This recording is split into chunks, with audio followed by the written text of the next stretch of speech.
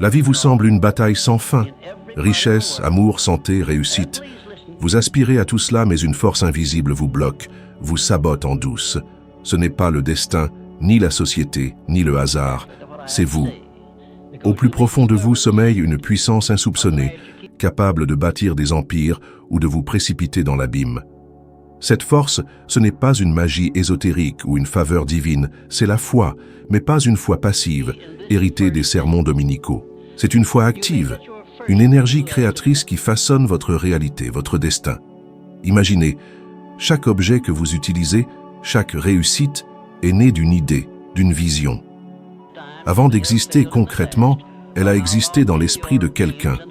Et ce n'est pas le talent ni la chance, mais cette foi ardente, cette conviction inébranlable qui l'a transformée en réalité tangible. Pendant plus de 25 ans, j'ai observé les plus grands entrepreneurs, des Carnegie aux Ford, des Edison aux visionnaires d'aujourd'hui. Au-delà du génie et des ressources financières, ils partageaient un ingrédient secret, une foi inébranlable en leur projet. Une foi si intense qu'elle a plié le monde à leur volonté.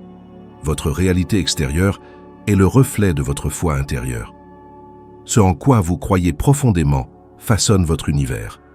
Mais attention, il ne suffit pas de rêver, d'espérer. Il faut croire avec une conviction profonde, une certitude vibrante qui transparaît dans votre attitude, votre langage, votre regard. Posez-vous la question, en quoi croyez-vous vraiment? Combien de fois vous êtes-vous répété « ce n'est pas pour moi, je n'y arriverai jamais, je suis fait pour souffrir ». Ces murmures pessimistes deviennent des prophéties autoréalisatrices. Votre cerveau, implacable, filtre la réalité pour confirmer vos croyances. La science appelle cela le biais de confirmation. Si vous vous jugez incapable, tout vous semblera le confirmer. Mais si vous croyez en votre potentiel, l'univers se conjuguera à vos ambitions. J'ai rencontré Henry Ford. On le critiquait. On jugeait son idée de chaîne de montage impossible. Des ingénieurs chevronnés la déclaraient irréalisable. Avec un calme olympien, il répondit « Il ne voit pas parce qu'il ne croit pas, mais moi je vois déjà les voitures. Je vois le futur. » Quelques mois plus tard, l'invisible était devenu une révolution industrielle. Comprenez-vous? Alors que vous cherchez à voir pour croire, les grands bâtisseurs croient pour voir. Ils vivent la foi comme une force créatrice, un principe spirituel, psychologique et scientifique. La Bible l'affirme. Or, la foi est une ferme assurance des choses qu'on espère, une démonstration de celles qu'on ne voit point. La foi est le fondement de votre existence. Une foi vacillante vous mènera à une vie instable. Croyez à la pénurie, et la pénurie vous poursuivra. Mais croyez à l'abondance, et l'abondance vous sourira. Je ne dis pas que la foi opère des miracles par magie, mais qu'elle est le catalyseur de vos réussites. Elle libère votre créativité, votre courage, votre persévérance. Quand vous croyez, votre cerveau se reconfigure. Vous voyez des chemins là où vous ne voyez que des obstacles. Vous attirez les personnes et les opportunités qui vous correspondent. Pas par enchantement, mais par une nouvelle énergie qui vous irradie. Avez-vous remarqué comment certains, sans avantage particulier, s'épanouissent, tandis que d'autres, malgré des opportunités, stagnent? La différence, une foi active, une foi en action. La vraie foi ne subit pas les circonstances, elle les crée. Si tout vous semble insurmontable, rappelez-vous, la foi ne naît pas des circonstances, elle les transforme, comme l'agriculteur qui sème la graine, confiant en sa floraison, même avant de voir le moindre bourgeon. Il cultive, arrose, protège, car il croit en la récolte. La foi, c'est cette graine de conviction, cette certitude avant la preuve, une pratique simple et puissante. Face au doute, affirmez votre foi. Dites avec force, c'est possible, je suis capable, je suis guidé. Peut-être n'y croirez-vous pas immédiatement, mais la répétition façonne votre subconscient, le moteur caché de votre vie. Ce n'est pas de l'auto-illusion, mais une rééducation. Vous avez passé des années à vous convaincre de votre incapacité, de la difficulté de la vie, de la fatalité du malheur. Il est temps de vous reconstruire, de vous réinventer. Cela commence par une décision. Choisir de croire, non pas par la preuve, mais par choix. La foi créatrice est un choix quotidien. Se réveiller en disant « Aujourd'hui, j'agis comme un vainqueur, je parle comme un être comblé, je pense comme quelqu'un de béni ». En maintenant cette posture, quelque chose change. d'abord en vous, puis autour de vous. Votre réalité ne se transforme que lorsque votre foi se renforce. Gardez vos pensées comme un trésor précieux. Votre esprit est un jardin. Cultivez la foi et vous récolterez des miracles. L'abandonner et le doute, la peur s'empareront de vous. Quelle réalité voulez-vous créer? En quoi croyez-vous aujourd'hui? La réponse peut sceller votre destin. Vous pouvez avoir les meilleurs plans, mais si des ennemis silencieux corrompent votre foi, tout s'effondre avant même le départ. La foi est une force créatrice, fragile face aux poisons mentaux. Le plus mortel, la peur, cette prison invisible où des millions vivent sans le savoir. Beaucoup la nomment réalisme. Mes recherches sur l'échec ont révélé que la peur est le premier obstacle avant le manque d'argent ou d'opportunités. La peur paralyse, retarde les décisions, annihile les idées, vous fait douter de ce que vous avez déjà accompli. Vous n'êtes pas né avec la peur, elle vous a été inculquée. On vous a appris à craindre l'échec, la critique, le jugement, la pénurie, le rejet, à douter avant de croire, à se méfier avant d'essayer. Combien de fois une idée lumineuse a-t-elle été étouffée par cette petite voix? Et si ça rate? Et si je perds tout? Et si on se moque de moi?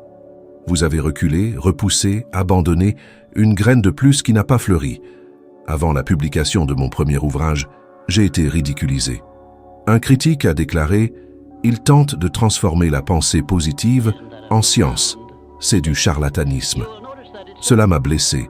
J'ai eu peur d'avoir tort, de ne pas être pris au sérieux. J'ai failli détruire mes manuscrits, mais une voix intérieure m'a dit « Ne laisse pas le doute étouffer la vérité en ton cœur. » C'est cette décision qui a donné naissance à ce que le monde connaît aujourd'hui. La peur, si on ne la confronte pas, se déguise en prudence. Le doute est perfide. Il s'installe sournoisement, vous vole votre énergie. Vous vous réveillez épuisé, démotivé, sans comprendre pourquoi. Une fissure s'est creusée dans l'édifice de votre foi. Toute construction a besoin de fondations solides. Le doute est cette fissure, infime au départ, qui peut tout faire s'effondrer. Pierre a marché sur l'eau jusqu'à ce qu'il doute et qu'il sombre. Il en va de même pour nous. Tant que nous gardons les yeux fixés sur la promesse, nous marchons sur l'impossible. Mais dès que nous regardons les circonstances, nous sombrons. Le doute prospère dans les environnements contaminés. Les personnes négatives qui se plaignent, qui disent que le monde est injuste, que la foi est une illusion, sèment des mauvaises herbes dans votre esprit. Vous ne vous en rendez même pas compte. Les mauvaises fréquentations corrompent les bonnes mœurs. Les mauvaises fréquentations corrompent la foi. Vous devenez semblable à ceux qui vous entourent. Si vous êtes entouré de défaitisme, vous douterez même de vos victoires passées. Peur, doute et environnement toxique. Un cocktail explosif pour la stagnation. Vous remettez à plus tard. Vous dites « Je commencerai la semaine prochaine, quand j'aurai plus d'argent, quand les choses iront mieux. » La procrastination se déguise en stratégie, mais c'est la peur maquillée en logique. La procrastination tue plus de rêves que l'échec. Celui qui échoue a essayé. Celui qui procrastine meurt avec son rêve dans un tiroir. Il existe un environnement interne encore plus dangereux. Vos pensées, vos dialogues intérieurs, les images que vous voyez à la télévision, sur les réseaux sociaux, les mots que vous répétez. Tout cela façonne ou empoisonne votre foi. Beaucoup le font au nom de l'information. Ils pensent avoir besoin d'être au courant de tout. Mais ce qui entre par les yeux et les oreilles descend au cœur et gouverne votre vie. Si vous passez vos journées à consommer des tragédies, des ragots, des messages de pénurie, comment pouvez-vous espérer agir avec foi? Votre esprit est un champ fertile. Ce que vous semez fréquemment grandira. Semez la peur, récoltez la paralysie. Semez le doute, récoltez l'hésitation. Mais semez la foi, et vous verrez des possibilités là où vous ne voyez que des murs. Surveillez votre esprit comme un trésor. Protégez-vous des environnements toxiques. Évitez les conversations négatives. Limitez le temps passé avec des personnes qui se moquent de la foi. Augmentez votre exposition à ce qui renforce votre conviction. Lectures inspirantes, paroles de vie, musique qui élève l'esprit. La foi doit être nourrie quotidiennement. Sinon, la peur la dominera. Souvenez-vous de ce qui est écrit. La foi vient de ce qu'on entend. Écoutez ce que vous voulez croire. Prononcez des paroles de pouvoir. Pensez avec intention. Gardez votre esprit accordé sur la victoire, non sur le chaos. Vous n'échouez pas parce que vous êtes incapable, mais lorsque vous laissez mourir votre foi avant d'agir. La foi ne meurt pas d'un coup, elle meurt lentement, lorsque vous nourrissez davantage les ennemis que la vérité. Mais vous pouvez changer cela aujourd'hui. Commencez par purifier votre environnement, vos paroles, vos pensées. Ensuite, bougez. Faites un pas, aussi petit soit-il. La foi se renforce par l'action. Chaque pas fait malgré la peur est un coup porté au doute. Il n'est pas nécessaire de se débarrasser totalement de la peur pour agir avec foi. Il suffit de choisir d'agir même en présence de la peur. Le courage n'est pas l'absence de peur, mais la décision de ne pas se laisser dominer par elle. La foi n'attend pas que tout soit parfait. Elle crée le chemin où il n'y en a pas. Qu'avez-vous laissé grandir en vous? Que vous êtes-vous dit, répété, déclaré? Permettez-vous à la foi de croître ou nourrissez-vous vos saboteurs? La réponse peut être le tournant entre la vie que vous menez et la vie que vous êtes né pour vivre. Ce choix est entre vos mains. La plupart confondent foi et attente passive. Ils pensent qu'avoir foi, c'est s'asseoir, croiser les bras, prier et attendre que le ciel se meuve en votre faveur. Mais cette vision est un piège. La vraie foi n'est pas passive. La foi qui transforme est une foi en mouvement. Elle exige de l'action, de la décision, du courage. Elle exige que vous vous leviez, même quand tout veut vous retenir. Dans mes études sur les plus performants, j'ai découvert qu'ils avaient tous la foi, mais pas une foi théorique. C'était une foi opérationnelle, testée quotidiennement par des actions alignées sur leurs croyances. Ils n'attendaient pas le moment parfait, le scénario parfait, les ressources parfaites. Ils commençaient avec ce qu'ils avaient. Chaque pas renforçait la conviction qu'ils étaient sur le bon chemin. La foi sans action est comme un moteur sans carburant. Vous pouvez avoir les projets les plus ambitieux, mais si vous ne bougez pas, rien ne se passera. La Bible est claire. Ainsi, la foi, si elle n'a point d'œuvre, est morte en elle-même. La foi inactive meurt étouffée par la procrastination. Combien de fois vous êtes-vous senti motivé sans agir? Combien de fois avez-vous promis de commencer lundi, le mois prochain, quand les choses iront mieux? Et qu'est-il arrivé? Rien. Parce que la procrastination est la négation silencieuse de la foi. Elle dit « Vous attendez le moment idéal ». Mais ce moment n'arrive jamais, parce que le meilleur moment est maintenant. La foi vit dans le présent. Elle ne réside pas dans le futur. L'une des plus grandes erreurs que j'ai observées chez les personnes qui ont échoué est cette attente éternelle du scénario idéal. Les grands réalisateurs n'attendent pas. Ils décident. Ils prennent des risques. Ils agissent. Ils trébuchent. Ils ajustent leur trajectoire et ils continuent. Ils savent que le chemin n'apparaît que lorsque l'on commence à marcher. Comme Dieu a dit à Moïse, « Pourquoi cries-tu vers moi ?» dit au peuple de marcher. La foi a besoin de mouvement pour se manifester. Ce mouvement n'a pas besoin d'être grandiose. Il n'a pas besoin de révolutionner tout d'un coup. Mais il doit faire le premier pas. Un pas de foi aujourd'hui vaut plus que 1000 promesses d'action demain. Commencez petit, mais commencez.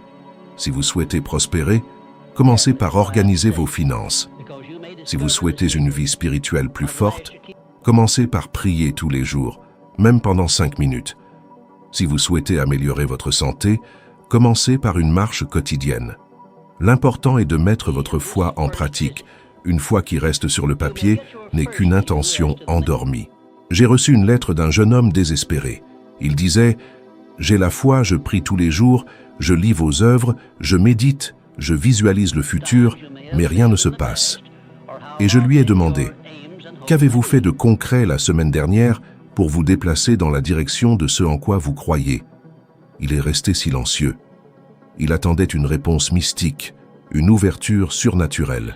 Mais la réponse était là. Il essayait de récolter sans semer, d'attendre sans agir, de croire sans construire.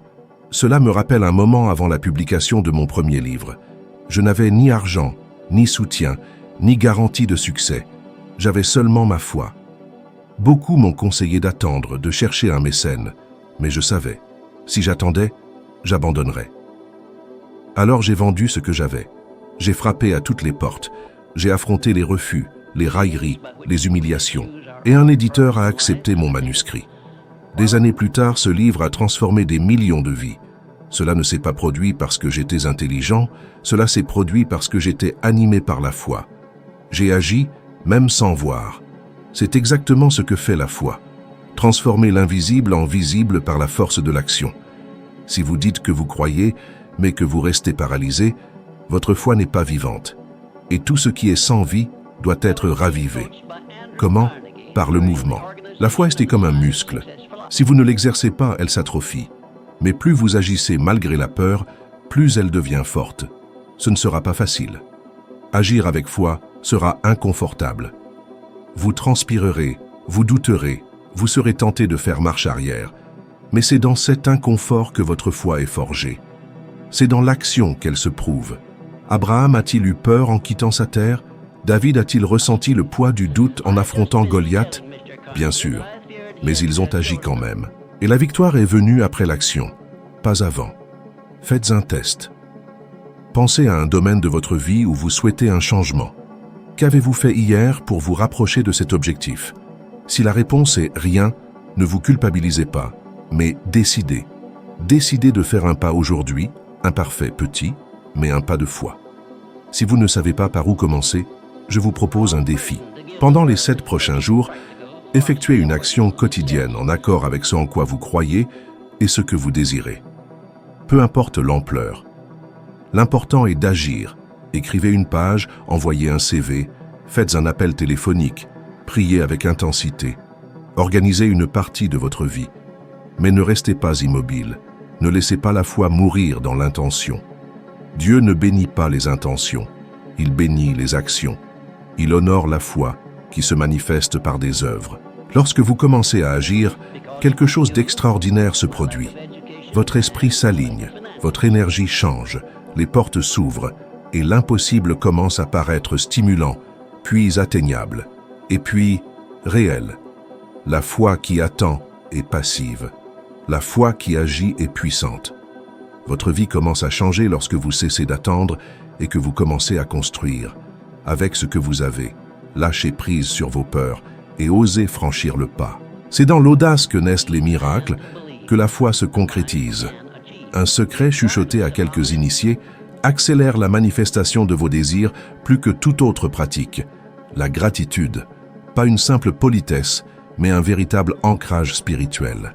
Non pas une réaction à l'abondance reçue, mais une affirmation audacieuse de foi, avant même que le miracle ne se produise.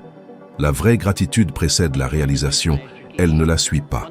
C'est une signature invisible qui murmure à l'univers « Je l'ai déjà reçue, j'y crois. C'est à moi ». Mes années passées auprès de grands entrepreneurs m'ont révélé un point commun chez les plus prospères, une pratique assidue de la gratitude. Face aux tempêtes, ils trouvaient toujours un motif de reconnaissance. Non parce que tout était rose, mais parce qu'ils avaient compris que remercier au cœur de l'adversité transformait leur paysage intérieur, infléchissant le cours des événements. La science confirme mes observations. Une pratique régulière de la gratitude stimule la sérotonine et la dopamine, favorise la longévité, accélère la guérison, renforce les liens et améliore le bien-être. Mais j'avais déjà constaté ces effets bien avant les études scientifiques. J'ai vu des individus renaître de leurs cendres financières, bâtir des fortunes à partir d'un simple geste, remercier. Non pour ce qu'ils possédaient, mais pour ce qu'ils espéraient recevoir. Un souvenir marquant. Un jeune entrepreneur, ruiné, humilié, malade. Alors que beaucoup prédisaient sa chute, il a opéré un choix remarquable. Chaque matin, il remerciait pour 3 choses, même minimes. Sa survie, une nouvelle leçon apprise, une conversation enrichissante. Au lieu de s'attarder sur la souffrance, il se focalisait sur les possibles. La gratitude me garde éveillé aux opportunités, disait-il. Il s'est relevé, a reconstruit son entreprise, a aidé les autres. Et il affirmait que tout avait commencé lorsqu'il a troqué les lamentations pour les louanges. La gratitude amplifie la foi. Remercier pour ce qui n'est pas encore visible, c'est déclarer « Je crois si fort que je me sens déjà béni ».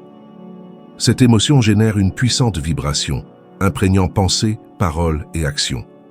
En vibrant sur la fréquence de la gratitude, on attire l'abondance. Dieu répond aux cœurs reconnaissants, non aux cœurs anxieux. Vous voulez renforcer votre foi concrètement. Adoptez un exercice quotidien. Chaque matin, notez 5 choses pour lesquelles vous êtes reconnaissant, même dans l'épreuve, même si tout semble désordonné.